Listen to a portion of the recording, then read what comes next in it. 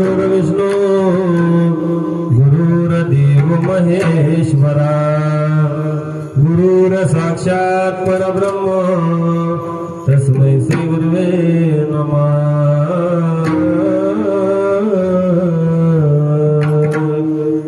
हरि जय जय राम कृष्ण हरि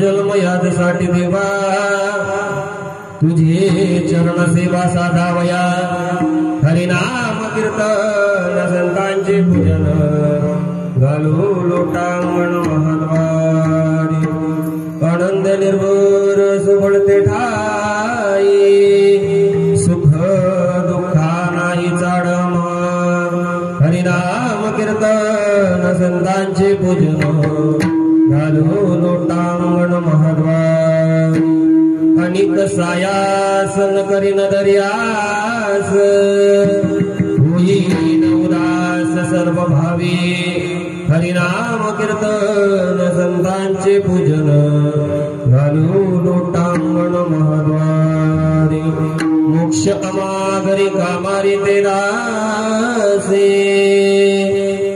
मोक्ष अमागरी कामारी ते दासे होय सांगो तैसे तुका मने हरिनाम कीर्तन संतांचे पूजन घालू लोटांगण महाद्वारी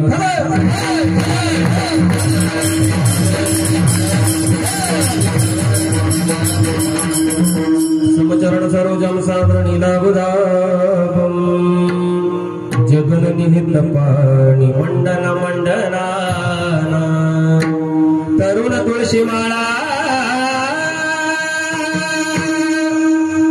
कंजन कंज नेत्र स्वदय नवया समविठ्ठलं चिंतया महायोग पीठे तटे विमलत्यो वरम पुंडरीकाय दातुमुनीन्द्रे समागत्य तिष्ठान्तमानन्दकन्द परब्रह्मलिङ्गं भजे पाण्डुरङ्गं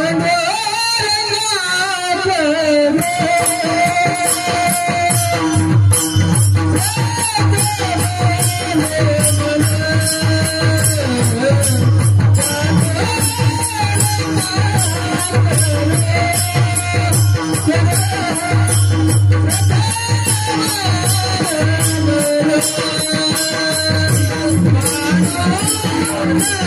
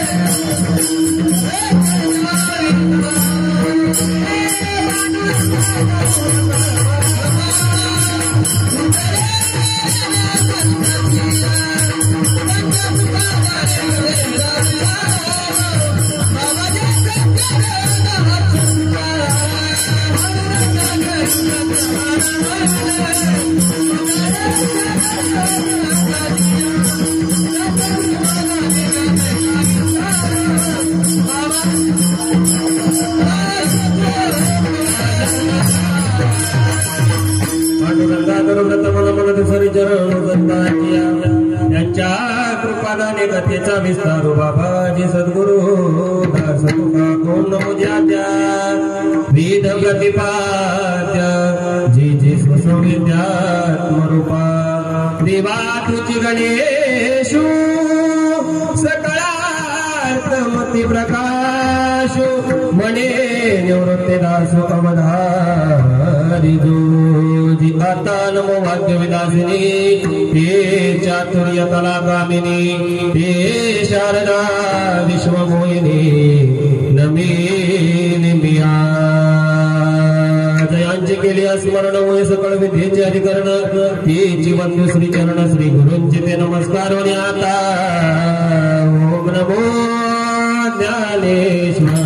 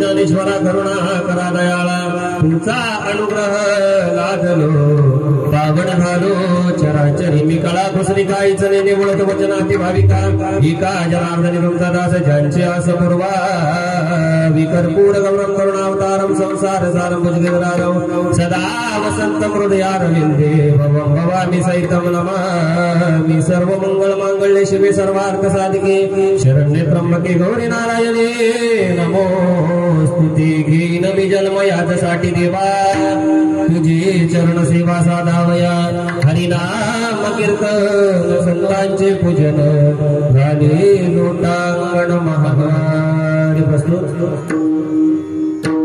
समप्राप्त प्रसंगी प्राप्त स्थळी चिंतनरूपी सेवेकरता निवडलेला अभंग किंवा तुमच्या आमच्या सामना करता घेतलेला अभंग विश्वाचे विश्व अधिकार चिन्मय स्वरूपाने वारकरी सांप्रदायिक कर्तव्याच्या श्रीमंत साधू जगद्वंदनीय जगद्गुरु तुकोबरायांचा 5 चरणांचा भगवान परमात्म्याच्या समोर प्रतिज्ञा करणारा अभंग या ठिकाणी सेवेसाठी प्रस्थापित केला विठ्ठला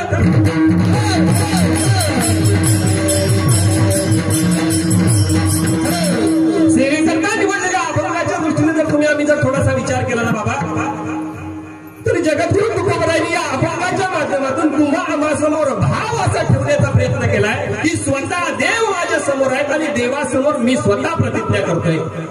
काय प्रतिज्ञा करतात? येईन मी जन्म याच्यासाठी देवा. देवा मी जन्माला येईन, मी जन्म घेईन. कशासाठी घेईन? तुझी चरण सेवा साधावया. देवाला सांगितलं बरं, ठीक आहे माझी चरण सेवा करायला येशील ना, पण या ठिकाणी येऊन तू फक्त चरण सेवा करणार नाही, मग अजून काय करशील?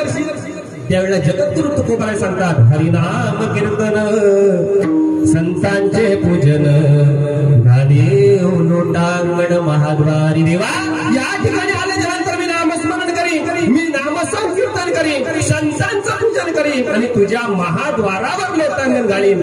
आज आपण कुठं कुठं लोटांगण घालतोय सांगायची गरज नाही. अरे मेलेला माणूस आहे ना, त्याला सुद्धा लोक जाऊन विचारतात मला ओळखलं का? अरे तुला ओळखून त्याचं काय भलं होणार आहे? तू तुझ्या जीवनामध्ये किती झेंडे फडकवले हे तुझे तुला माहित. तुला ओळखून त्याचा काय फायदा आहे का? महाराज सांगतात दुसरा कोणताही उद्योग करणार नाही, फक्त काय करीन? हरिनाम कीर्तन संतांचे पूजन आणि लोटांगण महाद्वारी. मी माझ्या जीवनामध्ये आल्याच्या नंतर नामसंकीर्तन करीन, संतांचं पूजन करीन, महाद्वारावर लोटांगण घालीन. याच्याशिवाय दुसऱ्या कोणत्याही गोष्टीत मी आनंद मांडणार नाही. दुसऱ्या कोणत्याही गोष्टीत आनंद मानणार नाही, सुखात आनंद मानणार नाही, दुःखात आनंद मानणार नाही. आनंद निर्भर असो भळते ठाई, सुख दुःखा नाही काढा. म्हणजे सुखाची आणि दुःखाची पण गरज नाही आम्हाला. का सांगतात? कारण हे प्राप्त करण्यासाठी आलोय. आम्ही काय प्राप्त करण्यासाठी आलोय? तर तुझी चरण सेवा प्राप्त करण्यासाठी आलोय. त्या चरण सेवेशिवाय आम्ही या ठिकाणी जन्माला आल्याच्या नंतर काहीही प्राप्त करण्यासाठी प्रयत्न करणार नाही. आणि कसायास न करीन धरी आस, होईन उदास सर्व भावी. अरे सर्व भावाने देवा फक्त काय करीन? हरिनाम कीर्तन संतांचे पूजन घालू लोटांगण महाद्वारी. शेवटच्या चरणामध्ये सांगतात महाराज की मोक्ष आमाघरी कामारी ते दासी. आमच्या घरामध्ये मोक्ष आहे. काय करतोय? काम करतोय आमच्या घरामध्ये, पण आम्हाला त्याची गरज नाही. हो मी सांगतोय आम्हाला फक्त कशाची गरज आहे? हरिनाम कीर्तन संतांचे पूजन झाले लोटांगण महाद्वार. ही प्रतिज्ञा महाराज अभंगाच्या माध्यमातून तुमच्या आमच्या समोर करण्याचा प्रयत्न करतात. हा या अभंगाचा सरळ आणि भावना भावार्थ माझ्या मनाला पटला, त्या पद्धतीने तुमच्या समोर मांडण्याचा प्रयत्न केला. मी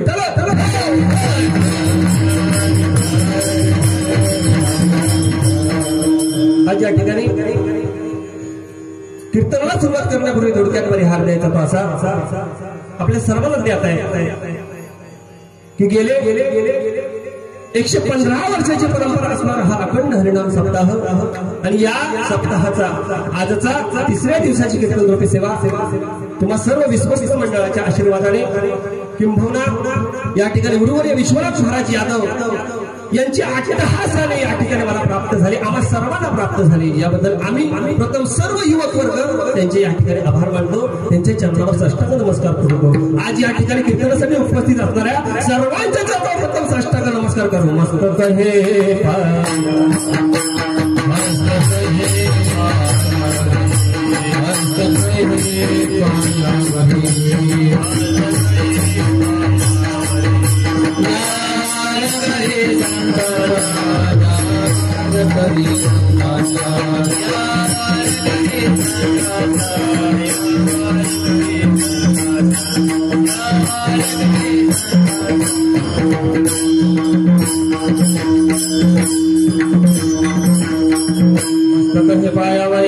या वारकरी संतांच्या तुम्हा सर्व संत श्रोत्यांच्या चरणावर साष्टांग नमस्कार करतो. आज यांची या ठिकाणी सुंदर चाल झाली. तर माझे परम मित्र कुणाल महाराज सोविलकर यांच्या सुद्धा चरणावर साष्टांग नमस्कार करतो. त्याच पद्धतीनं या ठिकाणी प्रस्ताव दादा सोविलकर यांच्या सुद्धा चरणावर साष्टांग नमस्कार करतो. त्याच पद्धतीने जे या ठिकाणी मृदंगासाठी साथ देत आहेत ते संजोग महाराज कदम यांच्या सुद्धा चरणावर साष्टांग नमस्कार करतो. या ठिकाणी तुषार महाराज चौगुले असतील यांच्या सुद्धा चरणावर साष्टांग नमस्कार करतो. त्या पद्धतीनं या ठिकाणी युट्यूबच्या माध्यमातून आज संपूर्ण महाराष्ट्रामध्ये या तळागाळातला कलाकार संपूर्ण महाराष्ट्राने पाहावा याकरता एक अट्टहास म्हणून या ठिकाणी एक युट्यूब चॅनल चालू केला संत वाणी या नावानं।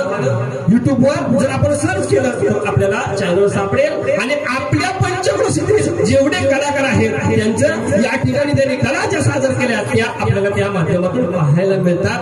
युट्यूबच्या माध्यमातून संत वाणी हा युट्यूब चॅनल आहे, त्यांच्या सुद्धा या ठिकाणी चरणावर साष्टांग नमस्कार करतो। त्याच पद्धतीने माझे सद्गुरू स्वानंद सुखदेव राजा धरा समर्थ सद्गुरू लक्ष्मण महाराज सद्गुरू माऊली ज्ञानराज दादा महाराज यांच्या चरणावर साष्टांग नमस्कार करतो। अखिल कोट ब्रह्मांड नायक महात्म्याच्या चरणावर साष्टांग नमस्कार करून कीर्तन रूपी सेवेला आरंभ करतो। विठ्ठल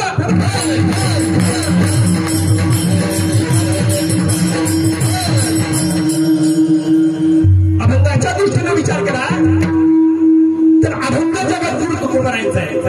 प्रस्तुत अभंगामध्ये जगत गुरु तुकोबर आहे। भगवान परमात्म्यासमोर प्रतिज्ञा करतात येईन मी जन्म यासाठी देवा तुझी चरण सेवा साधावया। भागीत शास्त्रामध्ये 3 प्रकारे वर्गीकरण केलेले आहे, आज्ञा, अवज्ञा आणि प्रतिज्ञा।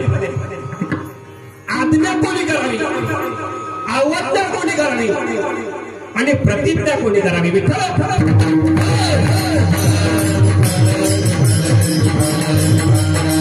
पहिला मुद्दा चिंतनासाठी घेऊया की अवज्ञा कोणी करावी। अवज्ञा कशी आपल्या जीवनामध्ये कोणीही कोणाची करू नये। का करू नये? कारण आपली कोणी अवज्ञा केली तर आपल्याला ती आवडत नाही, आपल्याला ती पटत नाही, आपल्याला ती रुचत नाही। मग जर आपली अवज्ञा केलेली आपल्याला आवडत नसेल तर दुसऱ्याची अवज्ञा करण्याचा अधिकार आपल्याला कोणी दिला? पण शास्त्र सांगतं की एका विशिष्ट भूमिकेवर जर तुम्हाला भगवान परमात्म्याची जर प्राप्ती होणार असेल ना तर अवज्ञा केल्याशिवाय राहू नका। कोणी केली? प्रल्हादे जनता विभीषण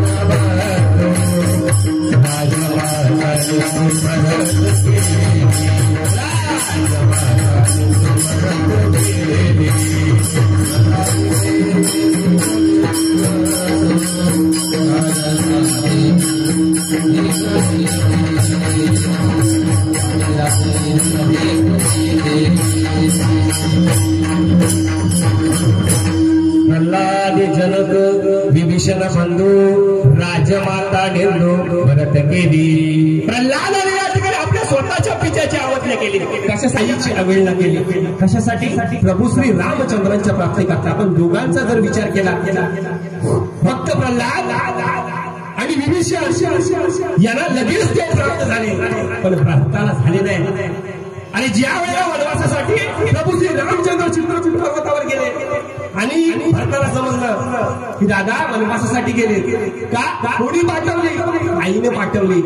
आईनं या ठिकाणी 2 मागून घेतले आणि ते वनवासासाठी गेले। त्यांची समजूत काढण्यासाठी भरत चित्रकूटात आले, चित्रकूट पर्वतावर। प्रभू श्री रामचंद्रांना पाहिलं, गळा भेट झाली लोकांची आणि सांगितलं भरता बाळा एवढ्या लांब कशासाठी आला? दादा मी तुम्हाला पुन्हा नेण्यासाठी आलोय। त्यावेळेला प्रभू श्री रामचंद्र सांगतात ऐक ऐक ऐक मी पुन्हा येऊ शकत नाही। रामायणात वर्णन आहे दैवे जाण दुःखे भरता दोषना कुणाचा पराधीन आहे जगती पुत्र मानवाचा दूषणा कुणाचा। आपल्या हातामध्ये काहीच नाही, हा जो माणूस आहे ना हा पराधीन आहे। आपल्या हातामध्ये काय नाही। मी माझ्या या ठिकाणी वडिलांना वचन दिलंय 14 वर्षाचा वनवास। तू सांगतो भरत सांगायला लागलाय अरे ज्या पित्याला तुम्ही वचन दिलं या जगामध्ये कुठे आहे? जगामध्ये राहिलेच नाही। तो सांगतोय तात गेले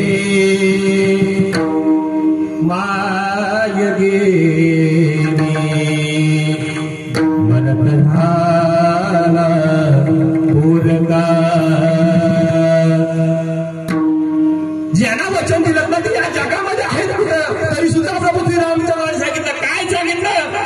आपल्या रघुकुलाची परंपरा आहे, रघुकुल रीत सदा चली आए प्राण जाए वचन न जाए। प्राण गेलं तरी चालेल पण या ठिकाणी मी वचन मोडणार नाही, मी या ठिकाणी येऊ शकत नाही। भरता एक विचार कर, तू या ठिकाणी मला नेण्यासाठी आलास, मी येऊ शकत नाही। तू इथून गेल्याच्या नंतर काय कर? या ठिकाणी आईला दोषी मानू नको, त्यांचा दोष नाही। बाबांना दोषी मानू नको। का सांगतो? ना काही ना दोषी नवे दोषितात राज्य त्याग कानन यात्रा पूर्वकर्म जात खेळ चाललासे माझ्या पूर्वसंचिताचा पराधीन आहे जगती पुत्र मानवाचा दोषला कोणाचा या जगामध्ये कोणाचाही दोष नाही हा माणूस आहे ना हा पराधीन आहे या ठिकाणी तो परत जा पण आपल्याला एखादी गोष्ट जीवनामध्ये प्राप्त करून घ्यायची आहे ना आपण कोणत्याही हातीला पोहोचतो कोणत्याही हातीला पोहोचतो कुठल्याच गोष्टीचा विचार करत नाही बरोबर ना कोणत्याच गोष्टीचा न विचार करता आपण पावलं टाकतो पण भरताना प्रभू श्री रामचंद्रांनी या विश्वाच्या मालकाने सांगितलं या ठिकाणी परत जा मी पुन्हा येऊ शकत नाही त्याला 14 वर्ष वाट पाहावी लागली पण त्याला आवेळला आपल्या आईचा त्याग केला कशाला तर प्रभू श्री रामचंद्रांच्या प्राप्ती करता म्हणून शास्त्र सांगते एका विशिष्ट भूमिकेवर जर भगवान परमात्म्याची जर प्राप्ती होणार नसेल तर प्रवीण गेल्याशिवाय राहू नका दुसरी आज्ञा चिंतनासाठी मुद्दा दुसरा घ्या आज्ञा कोणी करावी आज्ञा वेदाने करावी आज्ञा या ठिकाणी संत महंतांनी करावी आज्ञा देवाने करावी वेदांची आज्ञा आम्हाला मातृदेव भव पितृदेव भव आचार्य देव भव अतिथी देव भव कोणाची आज्ञा विधान आज्ञा है अरे एक लड़की देखने जाओ ना 10 खड़ी रहती है एक लड़की देखने जाओ तो 10 खड़ी रहती है लेकिन एक माँ मर जाए ना तो जिंदगी में या ठिकाणी माँ दोबारा नहीं मिलती या ठिकाणी माँ बाप की दुआ का असर है बाबा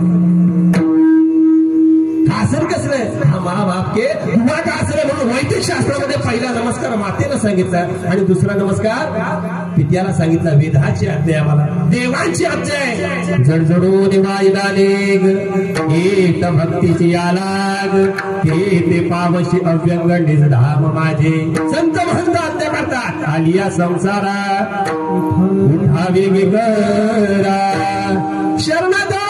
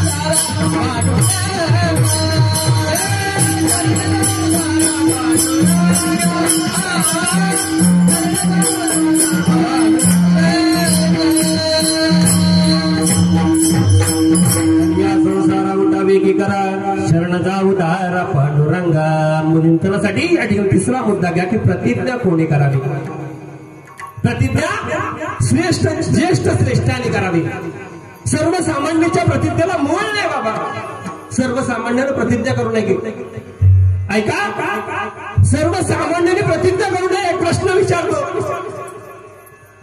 या ठिकाणी या धर्ममंडपामध्ये उपस्थित असणाऱ्या किती जणांनी रावण पाहिलाय सांगा ना किती जणांनी रावण पाहिलाय कोणीच नाही पाहिलं का रावणाला आपण कोणीच पाहिले नाही पण रावणाला आपण सगळेजण ओळखतो बरोबर का त्या रावणाच्या जर प्रपंचाचा जर विचार केला तर त्याची शुद्ध कांचनाची या ठिकाणी 7 कोटी घरं होती किती त्याच्या प्रपंचाचा विचार केला तर 80,000 याच्या बायका होत्या 1 लाख नातू आणि 1.25 लाख बंधू होते बरोबर का खरं सांगा कोणाकोणाला माहिती आहे मी सांगितलं बरोबर आहे का बरोबर आहे तुम्ही सांभाळायला होतात का सांगा ना आपण कोणीही सांभाळायला नव्हतो पण या ठिकाणी या धर्ममंडपात फक्त शास्त्र हेच प्रमाण आपल्या समोर आहे शास्त्र ठेवूनच या ठिकाणी कीर्तन या ठिकाणी करायचंय. आता शास्त्र खूप लांब राहिलं, शास्त्राची गरज नाही लागत कीर्तनाला, शास्त्राची गरज नाही लागत. कारण जर शास्त्री जर आणला ना तर एक सुद्धा माणूस कीर्तनासाठी का याला कारणीभूत कोण आहे? याला कारणीभूत आपण सर्व आहोत. या ठिकाणी बसलेल्या किती जणांना माहिती आहे की आपला धर्मग्रंथ कोणता आहे? सांगा ना.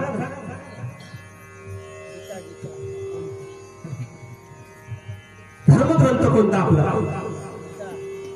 कोणता आपला ग्रंथ? भगवद्गीता हा धर्मग्रंथ आहे. आपल्या किती जणांच्या मुलाला माहिती आहे धर्मग्रंथ आपला भगवद्गीता आहे? का माहित नाही? का आपल्या मुलाला सांगावं लागतं? सांगा ना. का आपल्या मुलाला सांगावं लागतं? याचं कारण आहे, कारण आपण जो अभ्यासक्रम करतोय आपल्या अभ्यासक्रमात आपल्या देवांची माहिती नाही.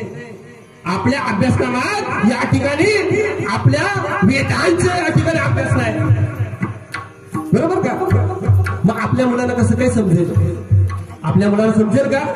या ठिकाणी कारणीभूत आपणच आहोत. या ठिकाणी फक्त मानलं जातं शास्त्र हेच प्रमाण मानलं जातं. त्या रावणाच्या या ठिकाणी प्रपंचाचा जर विचार केला तर 80,000 ज्याच्या बायका होत्या. आपण जर विचार केला तर मग त्या रावणाचे 80,000 बायका होत्या. तुम्ही या ठिकाणी शास्त्र सांगताय, मग आमच्यासारखे 2-4 केले तर?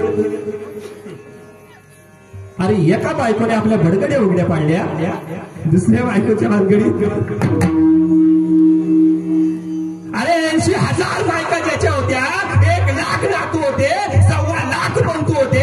त्या रावणाची आयुष्य मर्यादा पाहिली तर 14 चौकडे आयुष्य मर्यादा होती. किती? 14 चौकडे. आणि 14 चौकडे आयुष्य मर्यादा असते. त्या रावणानं त्याच्या जीवनामध्ये 3 प्रतिज्ञा केल्या. किती प्रतिज्ञा केल्या? 3 प्रतिज्ञा. पहिली सांगा. पहिली प्रतिज्ञा कोणती केली? सांगा ना. स्वर्गाला शिडी लावी.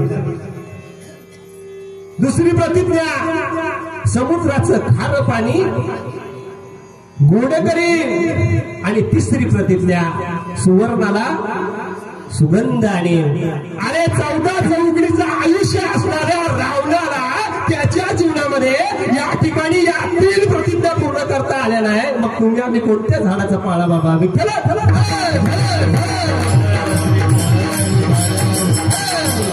म्हणून सर्वसामान्य व्यक्तीच्या प्रतिज्ञेला मोल नाही बाबा जीवनामध्ये. म्हणून सर्वसामान्य व्यक्तीनं या ठिकाणी प्रतिज्ञा करू नये. प्रतिज्ञा कोणी केली बाबा? ऐका, प्रतिज्ञा कोणी केली? या हिंदू धर्माची जर अवहेलना कराल, या हिंदू धर्माची जर निंदा कराल तर समुद्रात फेकून देईल. कोणी प्रतिज्ञा केली? स्वराज्य स्वामी स्वामी विवेकानंदांनी प्रतिज्ञा केली. तू मुझे खून दो, मैं तुम्हें आजादी दूंगा. आजादी नशिनेचं नेतृत्व करणारे नेताजी सुभाषचंद्र बोसांनी प्रतिज्ञा केली. आणि आपली प्रतिज्ञा, तू मुझे तंबाखू दो, मैं तुम्हें सुना दूंगा. अरे बुंदेलखंडों के हर कोनों से लिखी हुई कहानी थी. खूब लड़ी मस्तानी हो तो झांसी वाली रानी थी, मैं अपनी जान से नहीं दूंगी. ही प्रतिज्ञा करणारी राणी लक्ष्मीबाईंनी प्रतिज्ञा केली. आलात तर तुमच्या सहित, आणि नाही आलात ना तर तुमच्या शिवाय या समुद्रामध्ये उडी टाकण्यासाठी मी एकटा तयार आहे. कोण प्रतिज्ञा करतायत? वीर सावरकर प्रतिज्ञा करतायत. प्रतिज्ञेच्या शास्त्रामध्ये 5 प्रकार सांगितलेले आहेत. किती? 5 प्रकार. 1 स्वार्थमूलक प्रतिज्ञा, 1 अर्थमूलक प्रतिज्ञा, अनर्थमूलक प्रतिज्ञा, परार्थमूलक प्रतिज्ञा आणि परमार्थमूलक प्रतिज्ञा. शास्त्रात 5 प्रतिज्ञा सांगितलेल्या आहेत. पहिल्या 3 प्रतिज्ञा करू नये. स्वार्थमूलक प्रतिज्ञा नसावी, अर्थमूलक प्रतिज्ञा नसावी, अनर्थमूलक प्रतिज्ञा नसावी. प्रतिज्ञा करायची झाली तर प्रतिज्ञा परार्थाची करा. प्रतिज्ञा करायची झाली तर प्रतिज्ञा ही परमार्थाची करा. अरे स्वार्थमूलक प्रतिज्ञा महाभारतामध्ये कोणी केली? दुर्योधनाने केली. सुईच्या आग्रावर मावेल एवढी माती काय, जमीन सुद्धा युद्धाशिवाय मी पांडवाला देणार नाही. स्वार्थमूलक प्रतिज्ञा आहे. काय झालं? संपूर्ण कौरव कुळाचा नाश झाला. दुसरी प्रतिज्ञा अर्थमूलक. अरे आज जे घोटाळे करून जे जेलमध्ये जाऊन इथे बसलेत ना, त्यांना जाऊन विचारा की त्या ठिकाणी गेल्याच्या नंतर त्रास काय होतो. घोटाळे करते वेळी मजा वाटते, पण आता घोटाळ्याला वावच नाही. आता ज्याचा मोठा घोटाळा ना तो मोठ्या पदावर. परिस्थिती आहे ना, ज्याच्याजवळ सगळ्यात मोठा घोटाळा आहे ना तोच या मोठ्या खुर्चीवर. बाकीच्याने काय करायचं, त्याला जाऊन विचारा. अर्थमूलक प्रतिज्ञा नसावी, प्रतिज्ञा या ठिकाणी अनर्थमूलक नसावी. अरे राहतात भारतामध्ये पण हिताच्या गोष्टी पाकिस्तानच्या करतात. आणि जे भारतामध्ये राहून भारत माता की जय म्हणू शकत नाही ना त्याला लाथा मारून बाहेर हाकून दिलं पाहिजे. अरे राहतात भारतामध्ये पण मदत पाकिस्तानमध्ये अजिबात चालणार नाही. प्रतिज्ञा अर्थमूलक नसावी. अरे प्रतिज्ञा करायची झाली ना तर प्रतिज्ञा या ठिकाणी परार्थाची करा. परार्थाची प्रतिज्ञा जर कोणी केली असेल तर छत्रपती शिवाजी महाराजांनी 16व्या शतकामध्ये केली. आऊसाहेब ज्या वेळेला या ठिकाणी छत्रपती शिवाजी महाराज झाले, छत्रपती शिवाजी महाराजांवर संस्कार हे आऊसाहेबांनी लहानपणापासून पाळण्यापासूनच केले. छत्रपती शिवाजी राजांना आऊसाहेबांनी खेळण्यासाठी घोडे मातीचे दिले, हत्ती मातीचे दिले, गड किल्ला मातीचे दिले. बघता बघता छत्रपती शिवाजीराजे हे या ठिकाणी सह्याद्रीच्या या ठिकाणी मावळामध्ये फिरायला लागले, खोऱ्यांमध्ये फिरायला लागले. 12 मावळ असतील, या ठिकाणी गुंजल मावळ असेल, रोहित खोरा असेल, द्राविड खोरा असेल, या प्रत्येक खोऱ्यामध्ये फिरायला लागले. या ठिकाणी असणारे वाड्या वस्ती आहेत, वाड्या वस्त्यावरची या ठिकाणी शेतकऱ्यांची मुलं जवळ गेली आणि सर्वांना एकत्र केले. कुठं एकत्र केली, रोहिडेश्वराच्या मंदिरावर. रोहिडेश्वराच्या मंदिरावर सर्वांना बोलवली. या ठिकाणी आपल्याला स्वराज्याची प्रतिज्ञा करायची आहे. सर्वांनी हातामध्ये या ठिकाणी बेल भंडारा घेतलेला आहे. सर्वांनी हातामध्ये बेल भंडारा घेतल्यानंतर सर्वजण उभे राहिले. हातामध्ये बेल भंडारा घेऊन सर्वजण उभे आहेत. राजांनी सांगितलं या स्वराज्यासाठी आपल्याला या ठिकाणी सुलतानाजवळ टक्कर द्यायची आहे आणि सुलतानाजवळ टक्कर देत असतेवेळी आपला प्राण सुद्धा जाऊ शकतो. आपला प्राण सुद्धा जाऊ शकतो, कारण ही टक्कर सुलतानाजवळ आहे. राजे पुढे झाले. अरे पुढे झाल्याच्या नंतर राजाने स्वतःची करंगळी कापली आणि रक्ताचा अभिषेक रोहिडेश्वराच्या मंदिरामध्ये घातला. या राज्यामध्ये तुम्ही तेलाचा अभिषेक करणारा राजा पाहिला असेल, या राज्यामध्ये तुम्ही तुपाचा अभिषेक करणारा राजा पाहिला असेल, या राज्यामध्ये दह्याचा अभिषेक करणारा राजा पाहिला असेल, दुधाचा अभिषेक करणारा राजा पाहिला असेल, जलाचा अभिषेक करणारा राजा पाहिला असेल. पण ही रयत सुखी व्हावी ना म्हणून माझ्या छत्रपती शिवाजी महाराजांनी स्वतःच्या रक्ताचा अभिषेक घातला. आणि ज्या वेळेला छत्रपती शिवाजी राजांना घेऊन आऊसाहेब जहागिरी चालवण्यासाठी पुण्यामध्ये आल्या, भकास झालं. पुणे रायारावाने गावाचा नांगर फिरवला होता पुण्यावरून आणि त्या ठिकाणी फुटकीमध्ये दुटकी एक भूमीच्या उरामध्ये एक पाल रोवली होती आणि त्याच्यावर एक फुटकी कवडी लावली होती आणि सांगितलं होतं या ठिकाणी जो कोण वस्ती करेल ना, वस्ती करणं अशी या ठिकाणी वस्ती करणाऱ्याचा निर्वंश होईल. त्या ठिकाणी असणारी रयत दूर पळून गेली. बाबा दर्या खोऱ्या सह्याद्रीच्या या ठिकाणी खरे कपड्यामध्ये जीव मुठीत धरून राहायला लागली, जीव मुठीत धरून जगायला लागली. ती जगण्यासाठी मरतायत आणि मरण्यासाठी जगायला लागल्यात. अशा भकास झालेल्या पुण्यामध्ये आऊसाहेब छत्रपती शिवाजी राजांना घेऊन जहागिरी चालवण्यासाठी आल्या. अरे कोणावर जहागिरी चालवायची, कोणावर राज्य चालवायचं, दगड धोंड्यावर होता कोणी नव्हता. हाय कुठं रयत, हाय कुठं, संपूर्ण परागंद झाली होती. संपूर्ण रयत ही दर्या खोऱ्यामध्ये गेली होती. त्याला पुन्हा हाक मारली, पुन्हा साथ मारली आणि पुन्हा बोलवून घेतली. रयतेने सांगितलं कोणाच्या भरोशावर आम्ही यायचं. कणाले आऊसाहेबांनी सांगितलं की शिवबाबांच्या भरोशावर राजे समर्थ आहेत तुम्हाला सांभाळण्यासाठी. त्यावेळेला त्या ठिकाणी असणाऱ्या रयतेने बोर्ड दाखवलं. मुलीच्या उरामध्ये या ठिकाणी खुपसलेल्या एक फुटक्या पहाडीकडं, त्याच्यावर लावलेल्या फुटक्या कवडीकडं, या ठिकाणी आम्ही राहिलो आमचा निर्वंश होईल, या ठिकाणी वस्ती करणं अशुभ आहे. आऊसाहेब पुढे झाल्या, पुढे सरसावल्या आणि रागानं ती त्या भूमीच्या उरामध्ये असलेली पारे उपसली आणि दूर फेकून दिली. आणि दूर फेकून दिल्याच्या नंतर सांगितलं झाला माझा निर्वंश तरी चालेल, मी एकुलत्या एक शिवबाला घेऊन त्या ठिकाणी राहील. आऊसाहेब राहिल्या. हळूहळू रयतेला सुद्धा विश्वास पडला आणि विश्वास पडल्याच्या नंतर वयात सुद्धा परतू लागली, गावात परतू लागली, घरात घुसबुजू लागली. बघता बघता या ठिकाणी हे रयतेचं राज्याचं स्वप्न आऊसाहेबांना समोर दिसायला लागलं. आणि तेवढ्या छत्रपती शिवाजी राजाने या ठिकाणी 15 वर्ष झाले आणि 15 वर्ष झाल्याच्या नंतर या ठिकाणी ती शपथ घेतली आणि 16व्या वर्षी छत्रपती शिवाजी महाराजांनी या ठिकाणी पहिला गड घेतला. कोणता? किती जणांना छत्रपती शिवाजी महाराजांचा इतिहास माहितीये सांगा ना.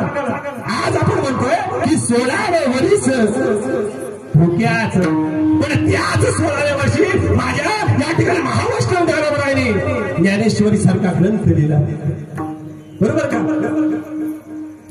त्याच 16व्या वर्षी छत्रपती शिवाजी महाराजांनी पहिला किल्ला घेतला. कोणता घेतला असेल सांगा ना. तोरणा किल्ला घेतला. तोरणा किल्ला हा वयाच्या 16व्या वर्षी घेऊन या स्वराज्याचं तोरण छत्रपती शिवाजी महाराजांनी त्या ठिकाणी बांधलं आणि त्याचं नाव काय दिलं तर राजगड दिलं. त्या ठिकाणी सिंहगर्जना झाली. झाली सिंहगर्जना. काय सिंहगर्जना झाली? अशी झाली होती का? खरं सांगा ना. अशी झाली होती? कशी झाली? करा एकदा. या ठिकाणच्या सिंहगर्जनेने या ठिकाणी संपूर्ण आसमंत दरावून गेला. ज्या ठिकाणच्या सिंहगर्जनेने या ठिकाणी सह्याद्रीच्या कड्याकापारामध्ये असणाऱ्या या ठिकाणी प्रत्येक मावळा या ठिकाणी या स्वराज्यासाठी आपल्या प्राणाची आहुती देण्यासाठी तयार झाला. त्याच सिंहगर्जनेने पंढरपुरामध्ये पांडुरंग परमात्म्याच्या मंदिरामध्ये घंटानाद होऊ लागला. त्याच सिंहगर्जनेने या ठिकाणी शिवनेरीवरची शिवाजी माता करू लागली. त्याच सिंहगर्जनेने आनंदमध्ये महावैष्णव ज्ञानोबरायांची समाधी आनंदाने डोलू लागली. त्याच सिंहगर्जनेने जगद्गुरु तुकोबरायाने गळ्यामध्ये विळा आणि टाळ घेतली आणि रामकृष्ण हरीच्या गजरामध्ये नृत्य करण्यासाठी सुरुवात केली. का? सुरुवात क्रांतीची होती. म्हणून प्रतिज्ञा जर करायची झाली तर प्रतिज्ञा परार्थमूलक असावी. आणि वयाच्या 9व्या वर्षी परार्थमूलक प्रतिज्ञा केली. कोणी केली? भगत सिंगाने केली. जालियनवाला बाग या ठिकाणी हत्याकांड घडलं. जवळजवळ 350 ते 400 लोक मारली गेली होती. रक्ताने लाल हुंद झालेली जमीन होती. त्यावेळेला भगत सिंगांचं वय होतं अवघं 9 वर्षाचं. किती? 9 वर्ष होतं अवघं वय. भगत सिंग त्या भूमीमध्ये गेले आणि गेल्याच्या नंतर त्या ठिकाणची चिमूटभर माती उचलली. माती उचलली हातामध्ये, आपल्या कपाळाला लावली. मातीचं चुंबन घेतलं आणि त्या ठिकाणी प्रतिज्ञा केली. आई माय, ज्याने तुझ्यावर हे अत्याचार करतात ना त्यांचा मी एक ना एक दिवस सोड घेईन. प्रतिज्ञा केली त्या ठिकाणी त्या भूमीमध्ये. भगत सिंगाने बघता बघता भगत सिंग 15 वर्षाचे झाले. 15 वर्षाचे झाल्याच्या नंतर भगत सिंगांच्या आईनं भगत सिंगांना आवाज दिला. भगत हात पुढे कर. हातावर 50 रुपयाची नोट ठेवली. हातावर 50 रुपयाची नोट ठेवली आणि सांगितलं या नोटीचं तुला बाजारा न्यायचंय. मोठा झालायस तू, तुझं आम्हाला लग्न करायचंय. या नोटीचं तुला बाजारा न्यायचंय. त्या नोटीकडे पाहिलं. नोट घेऊन बाजारामध्ये गेले. बाजारामध्ये गेल्याच्या नंतर त्या नोटीकडे पाहून म्हणतात या नोटीचा 50 रुपयाचा मी बाजार नेला. बाजार घेऊन गेलो. एखाद्या वेळेस माझं लग्न सुद्धा झालं. लग्न झाल्याच्या नंतर मला आयुष्यभर बाईची सेवा करावी लागली. बघा, आणि तुझा जन्म बाईची सेवा करण्यासाठी झाला नाही तर या आईची सेवा करण्यासाठी झाला. भारत मातेची सेवा करण्यासाठी झाला.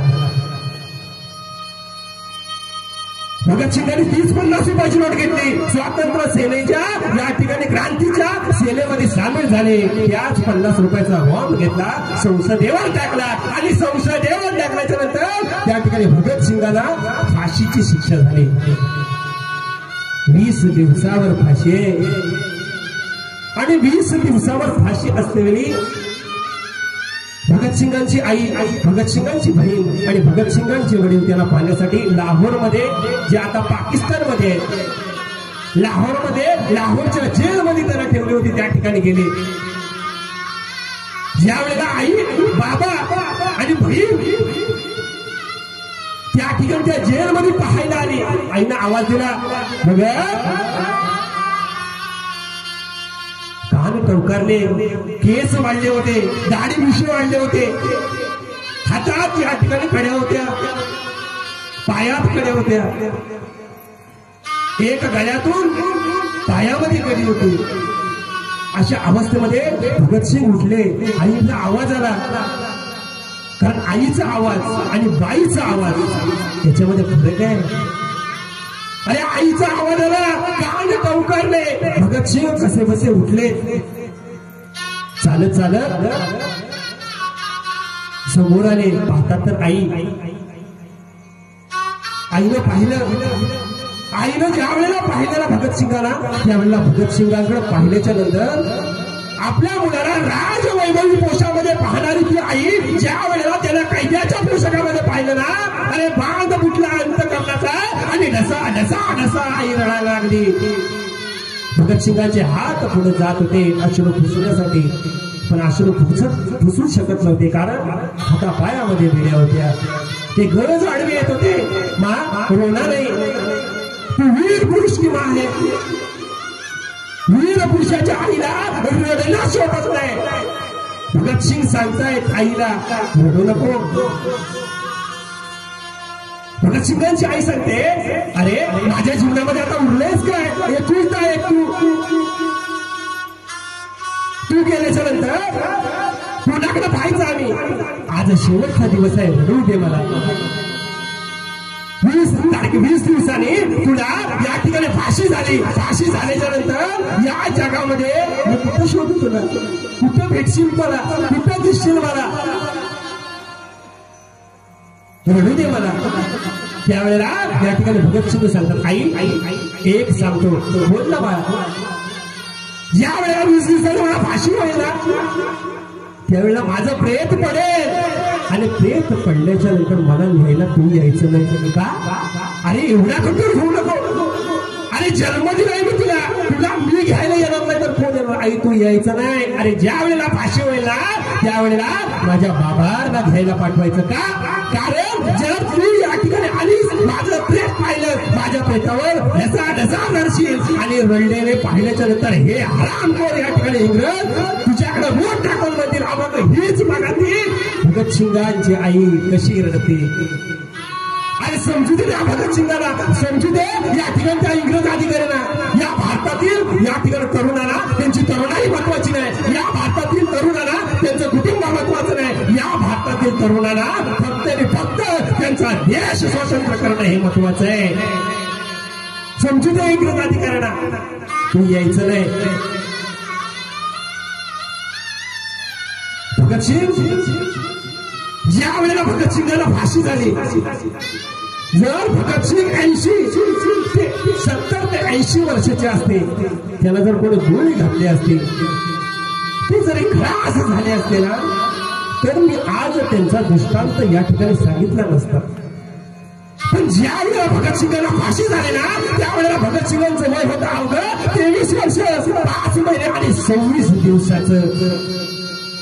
ज्या वयामध्ये आपण या संसारामध्ये गुरफटतो, त्या वयामध्ये त्यांना फाशी झाली. आईला सांगतायत, आई मला जगायची इच्छा आहे, पण कोणासाठी जगायचं.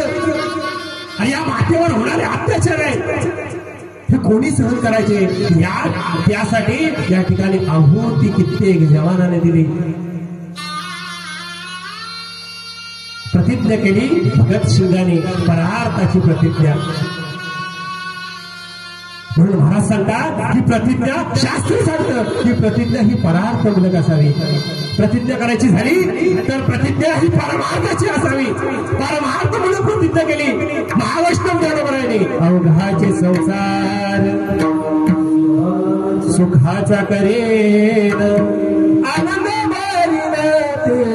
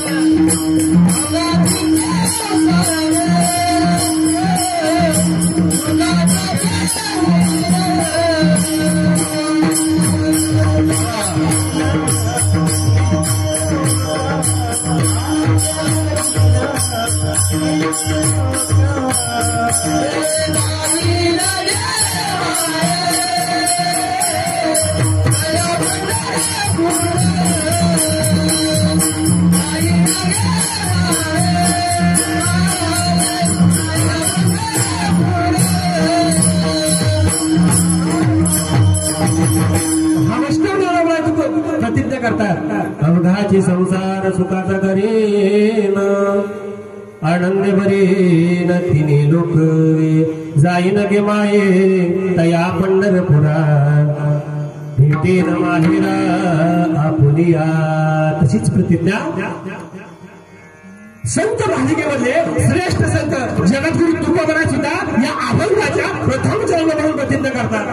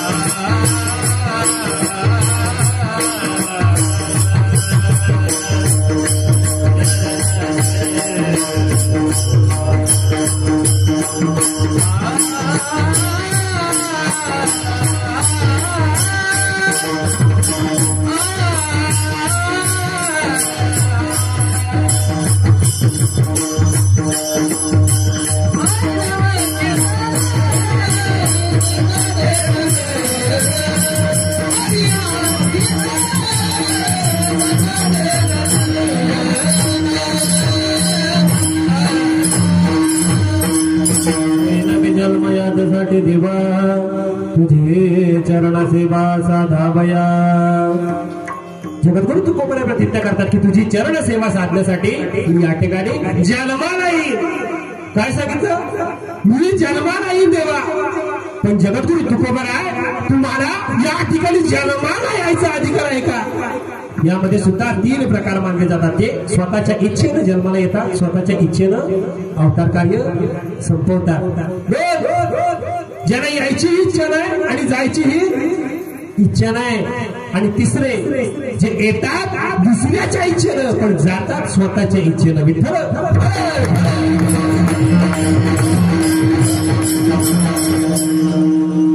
जे दुसऱ्याच्या इच्छेने येतात ते स्वतःच्या इच्छेने जातात. जातात कोण आहे ते सांगा ना.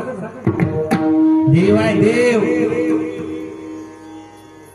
देव तेव्हाच येतात ज्या वेळेला आपण फक्त त्यांना हाक मारतो. या पृथ्वीवर अधर्म होतो. यदा यदा हि धर्मस्य ग्लानिर्भवति भारत अभ्युत्थानं धर्मस्य तदात्मानं सृजाम्यहं परित्राणाय साधूनां विनाशाय च दुष्कृता धर्म संस्थापनार्थाय संभवामि युगे युगे धर्म रक्षावयावतार घेसे आपुल्या पाणीसे भक्तजना.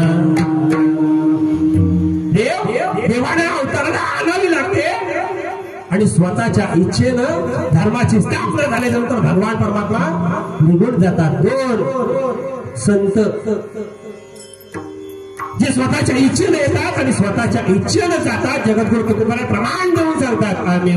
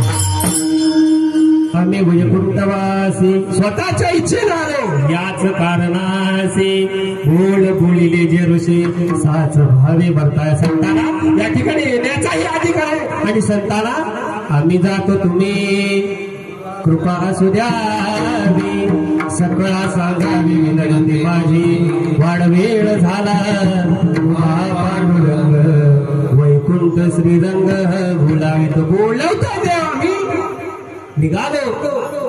येण्याचाही अधिकार आहे आणि जाण्याचाही अधिकार आहे. तिसरा वर्ग जीव. जीवाला येण्याचा सुद्धा अधिकार नाही आणि जाण्याचा सुद्धा अधिकार नाही. पुनरुपी जननम पुनरुपी मरणम पुनरुपी जननी जठरे शयनम. किती वेळा जन्म यावी नित्य व्हावी पतित. कोणाची परिस्थिती आहे ही माणसाची आहे. आपण कितीही या ठिकाणी राहण्याचा प्रयत्न केला आपण या ठिकाणी तुला खरी पादत करले लाख करे रखवाले उड़ जाएगा एक दिन पंछी रहेगा पिंजरा. आहे का आपलं माणसाचं जीवन आहे ना हे माणसाचं जीवन पराधीन आहे. ज्या दिवशी काळाची आवडी पडेल बाजेवा सोडविना तेव्हा माय. ज्या दिवशी तुम्हाला त्याला घेऊन जायचंय ना तो भगवान परमात्मा घेऊन गेल्याशिवाय आले. म्हणून महाराज सांगतात की या ठिकाणी मिळालेला जे आनंद आहे ते आपण घेऊया. आनंद या जीवनाचा सुगंधा परिदयवळावा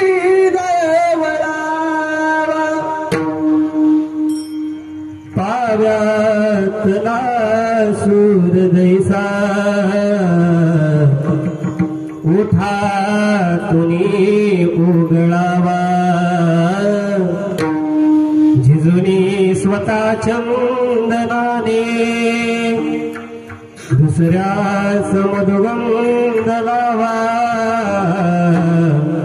आनंद या जीवनाचा सुगंधा परिदय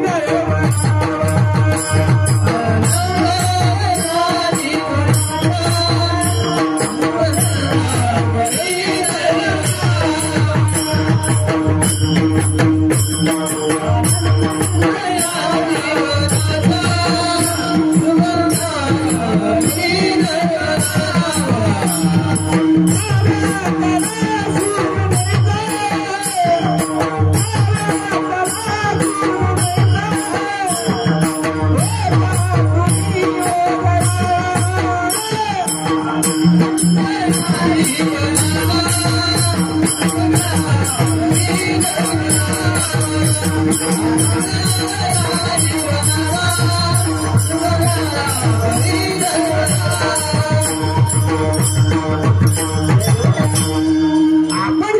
जन्माला आल्याच्या नंतर महाराज सांगतात हेही नवीन जन्म याचसाठी देवा कशासाठी अभंगाचं दुसरं जन्म हरिनाम कीर्तन